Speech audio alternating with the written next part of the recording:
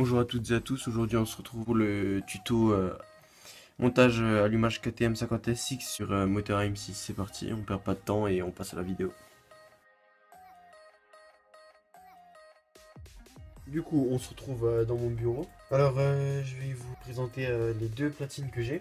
Alors tout d'abord j'ai celle du Artec K1 et celle de l'origine. Vous avez donc le choix entre la platine du stator interne ou celle de l'origine. Personnellement, je vous conseille la platine du stator interne à ma gauche, car celui d'origine n'est pas plat. Du coup, ce sera plus facile à vous de monter le stator de chez KTM. Vous pouvez donc y rajouter une platine d'inertie, enfin non, un disque d'inertie pour pouvoir accéder à plus de couples. Car le rotor interne du KTM est trop léger. Du coup, sans plus attendre, je vous balance les mesures de l'allumage pour pouvoir percer et retravailler le rotor.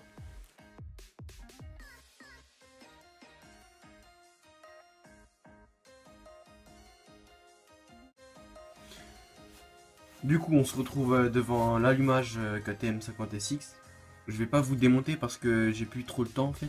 Du coup en fait avec la platine du rotor interne, il faudra percer deux trous pour que vous puissiez fixer l'allumage sur la platine, pile sur les encoches pour que ça soit à peu près au milieu pour que le rotor puisse tourner correctement.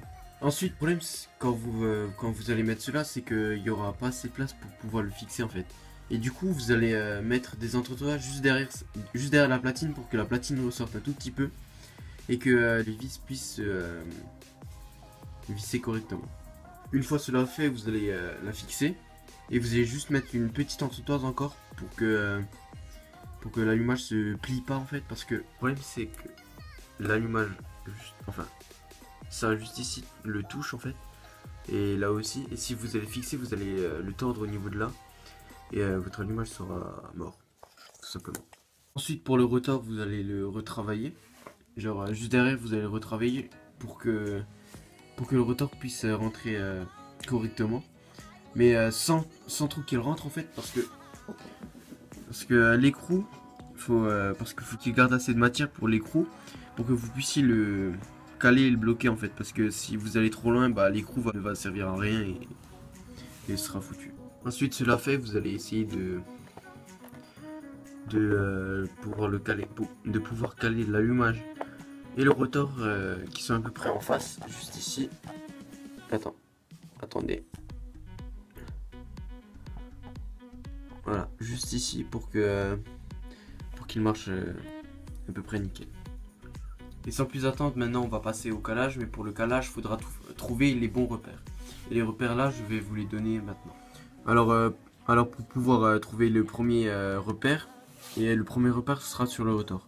Pour le trouver, il faudra trouver l'espace entre les deux aimants, juste ici, et en fait vous allez trouver le milieu et vous allez le marquer en fait, et ça ce sera votre première trace de calage.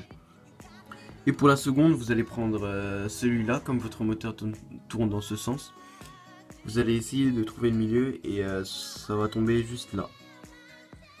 Après avoir fait les marquages pour le calage, l'allumage là se cale juste au point mort haut en fait, comme c'est exactement pareil que l'allumage MVT Premium ou le Artec K1.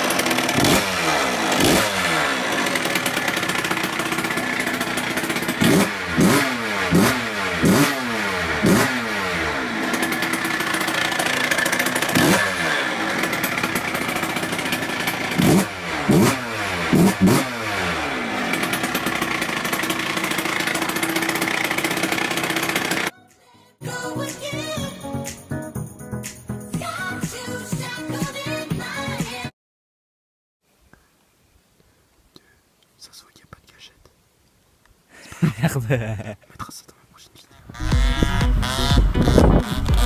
vidéo.